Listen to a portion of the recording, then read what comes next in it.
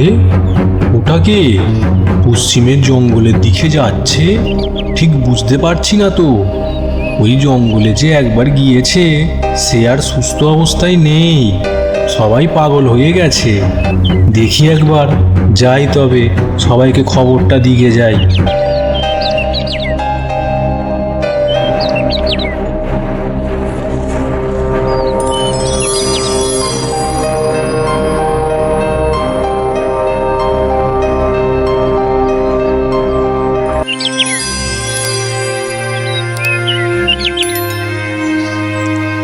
অমল নামে এক কাঠুরিয়া ছিল।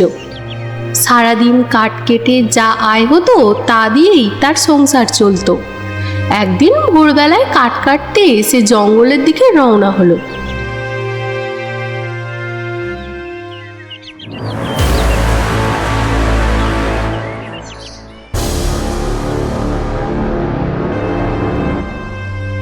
জঙ্গলে প্রবেশ করে সে দেখে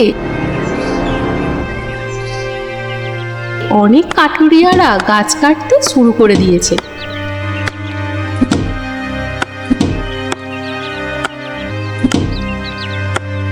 সে আরেকটু এগিয়ে যায়।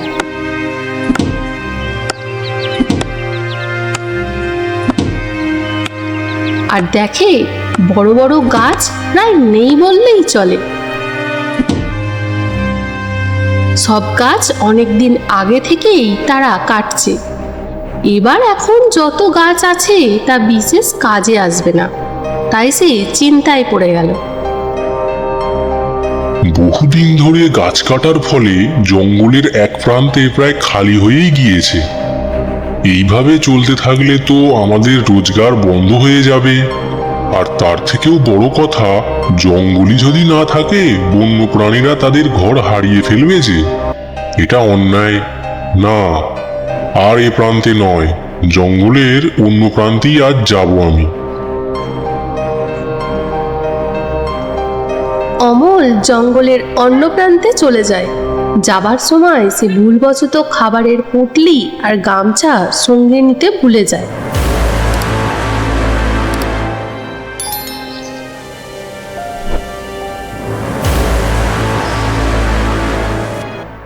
আরে ওটা কে?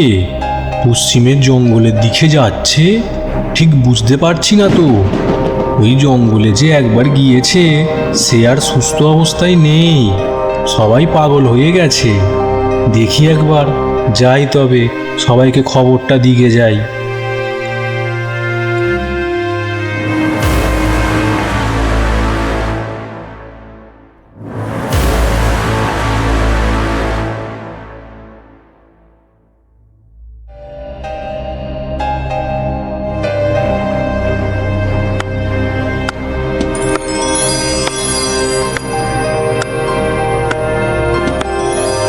আরে ভাই সুজন যে, এত হন্ততন্ত হয়ে কোথায় যাচ্ছ? হ্যাঁ, ওই জঙ্গলের দিকে, পশ্চিমের জঙ্গলের দিকে কে যেন চলে গেল। ওই জঙ্গলটা ভালো নয়, তা তো তুমি ভালো মতনই জানো।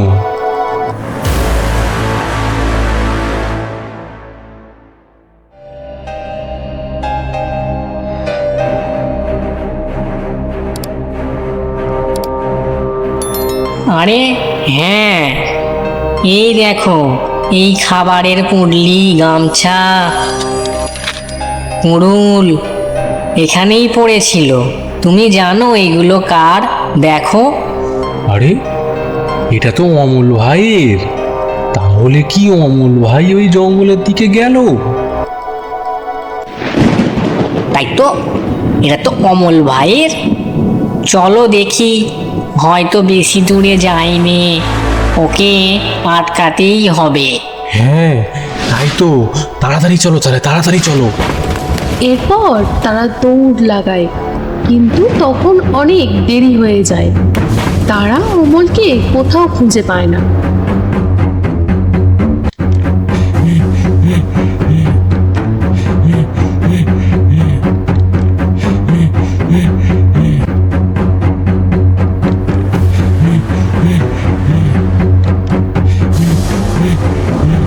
অমল, অমল পশ্চিমের জঙ্গলে ঢুকে গিয়েছে, ওকে ফেরানো আর সম্ভব নয়।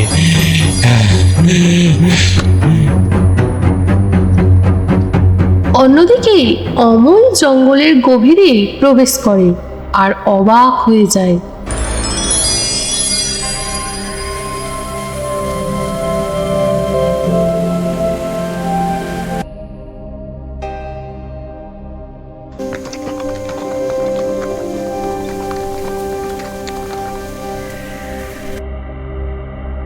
এ কি এত সুন্দর প্রাকৃতিক দৃশ্য!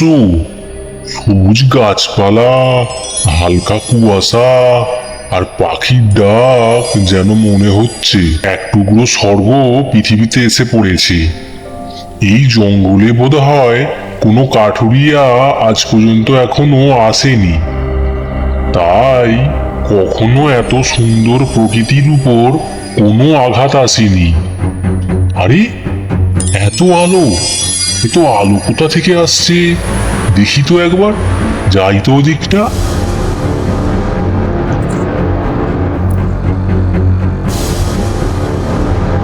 আবার গাছ আলো ছড়িয়ে মনকে মধুময় করে তুলছে। তার মানে গাছ আবারও পরীক্ষা নিতে চলেছে।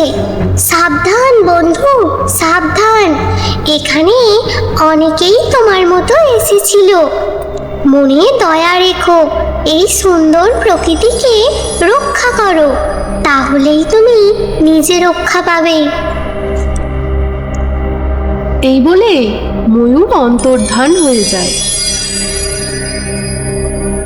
আর অমল কিসের একটা আকর্ষণে গাছের দিকে এগিয়ে যেতে যেতে গাছের ভিতর মিলিয়ে যায়।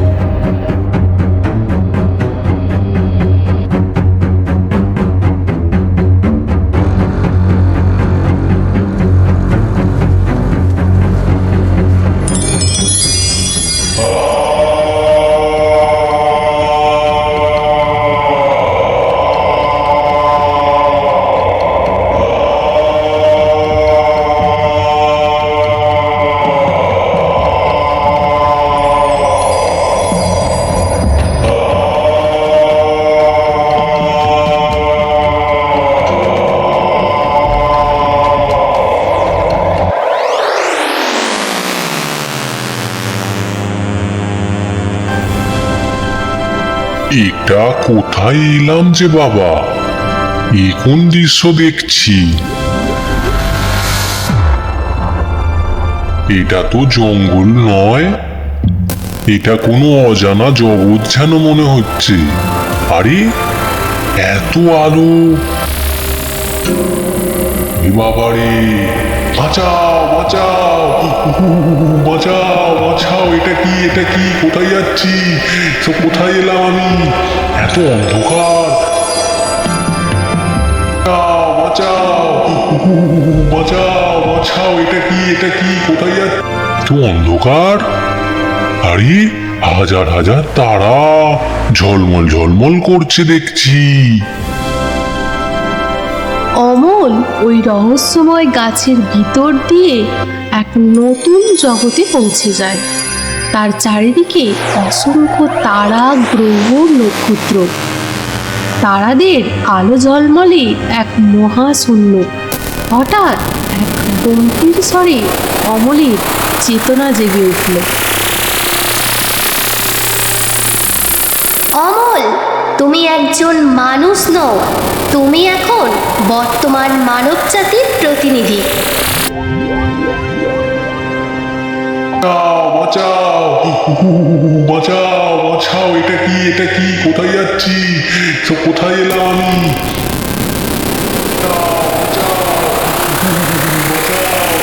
এটা কি, এটা কি? কোথায় যাচ্ছি? সব কোথায় এলাম আমি? আমি পৃথিবী ধ্বংস হতে দিতে পারি না, কারণ কোটি কোটি বছর আগে আমার এই হিরণ্যগর্ভ থেকে এই পৃথিবী, এই প্রাণী জগৎ তথা সম্পূর্ণ ব্রহ্মাণ্ড সৃষ্টি হয়েছিল। আর আমারই সৃষ্টি শ্রেষ্ঠ জীব হলো মানব জাতি। তাই এই সৃষ্টিকে ধ্বংস করতে চাইছে। পৃথিবী কাঁদছে। প্রকৃতি ধ্বংস হচ্ছে, মানুষ লোভে অন্ধ। তাই আজ তোমাদের বিচার হবে।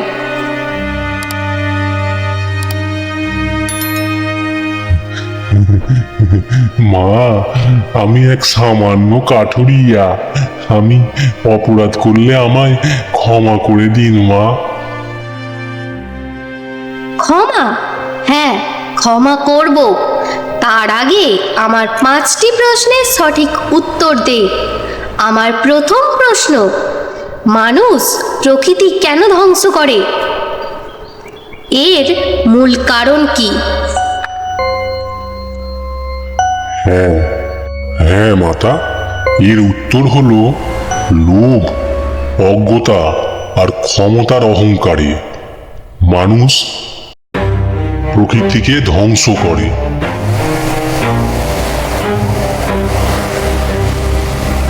এই ক্ষমতার অহংকার কোথা থেকে আসে? অতিরিক্ত অর্থ থেকে মাতা। হ্যাঁ, ঠিকই বলেছিস। তবে এত অর্থ কিভাবে আসে?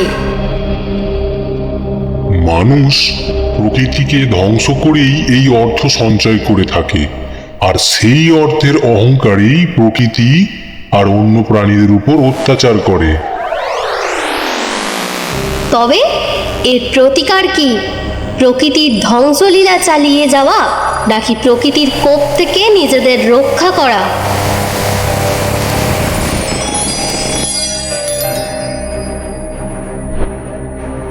প্রকৃতিকে রক্ষা করা মা, পরিবেশ বান্ধব হয়ে জীবনযাপন করা, এটাই আমাদের মানব জাতির কর্তব্য। অমলের এই উত্তরে সেই গভীর কণ্ঠস্বর একটু শান্ত হয়, আর একটা তারা উজ্জ্বল হয়ে ওঠে মহাকাশে। ঠিক আছে, আমার দ্বিতীয় প্রশ্ন, মানুষ কি নিজের স্বার্থ ছাড়া কিছু ভাবে? মাতা, মানুষ অন্যের জন্য কিছু কম ভাবে, কিন্তু এখনো আশা আছে। অমল দেখে তার উত্তরে আরো একটি তারা মহাশূন্যে উজ্জ্বল হয়ে উঠল। ঠিক আছে, এরপর আমার তৃতীয় প্রশ্ন, তোমরা কেন নদী, বন আর প্রাণীদের কষ্ট দাও? হে দেবী, আমরা ভুলে গিয়েছি যে আমরাও প্রকৃতিরই অংশ। একথা বলা মাত্রই গ্যালাক্সি যেন কেঁপে উঠল, আর অমলের সামনে এক নতুন দৃশ্যপট উন্মোচন হলো। এক বিশাল নগরের উপর দিয়ে বিশাল খরস্রোতা নদী সবকিছু এক মুহূর্তে ভাসিয়ে নিয়ে গেল। কি ভাবছিস? প্রকৃতির উপর ধ্বংসলীলা চালালে ঠিক এভাবেই প্রকৃতি মনে করিয়ে দেবে মানবজাতি প্রকৃতিরই অংশ। আমার চতুর্থ প্রশ্ন, মানবজাতি কি বদলাতে পারবে? যদি শাস্তি আসে, যদি সতর্ক বার্তা আসে, তাহলে হয়তো মানুষ বদলাবে। আমার পঞ্চম এবং শেষ প্রশ্ন, তুমি কি নিজের জীবন দিয়ে পৃথিবীকে রক্ষা করতে পারবে অমল? অমল একথা শুনে থমকে গেল। তার বোনের কথা, পরিবারের কথা মনে পড়ল, গ্রামের কথা মনে পড়ল। সে চোখ বন্ধ করে বলল, হ্যাঁ, যদি আমার মৃত্যু মানুষকে বদলায়, তাহলে আমি রাজি আছি আমার এই মৃত্যু বরণ করতে। হঠাৎ পুরো গ্যালাক্সি আলোয় ভরে গেল। এরপর সে চোখ খুলে দেখে ওই গাছের নিচে সে শুয়ে আছে।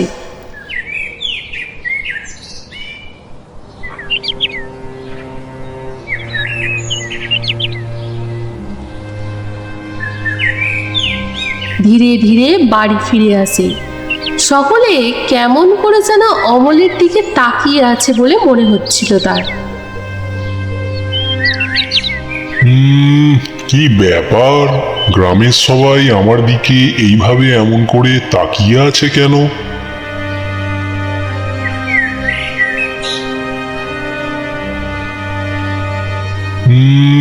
কি ব্যাপার?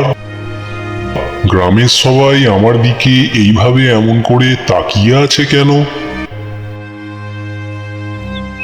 কি ব্যাপার? আমার বোন মিতালি কোথায় গেল? কোথায় আমার বোন? মিতালি, এই মিতালি, কোথায় গেলি রে? এক ঘটি জল দে আমায়।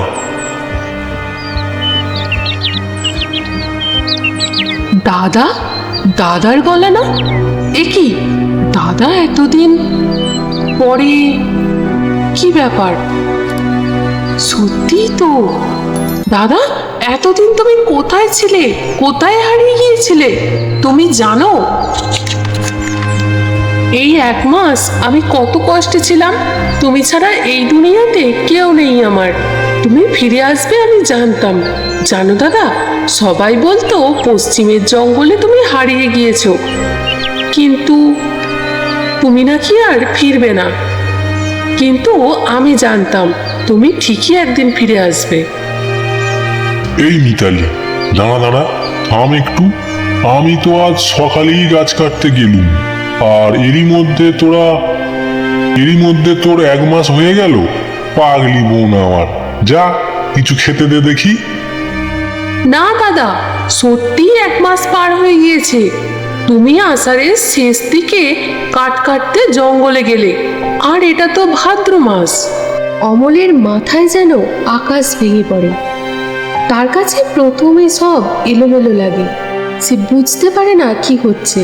তারপর ঠান্ডা মাথায় সে চিন্তা করে কেন রাস্তার মানুষগুলো তার দিকে দেখছিল।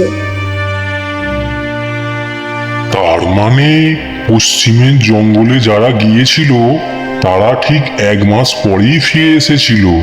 মানে তাদেরকেও দেবী সাবধান করেছিল, তাই ওরা গাছ বসানোর জন্য পাগলামি করতো সবার কাছে। তাই সবাই তাদেরকে পাগল ভাবতো। আর মানুষ তাদের না বুঝেই পাগল মনে করতো। এরপর অমলের কাছে সব পরিষ্কার হয়ে যায়, আর সে গ্রামের সব মানুষকে তা বুঝিয়ে বলে তার সাথে এতদিন কি ঘটেছে, ওই জঙ্গলে আসলে কি আছে, কেন ওই জঙ্গলে গেলে মানুষ পাগলের মতো গাছ বসায়। এরপর গ্রামের মানুষ সব বুঝতে পেরে তাদের প্রধান জীবিকা কাঠ কাটা বন্ধ করে দেয়। সবাই প্রকৃতির খেলায় মেতে ওঠে। সবাই প্রকৃতির খেয়াল রাখতে শুরু করে। এর ফলে পুরনো জঙ্গল আবারও ফিরে আসে, আর পুরনো সেই জঙ্গল আবার নতুন সাজে সেজে ওঠে।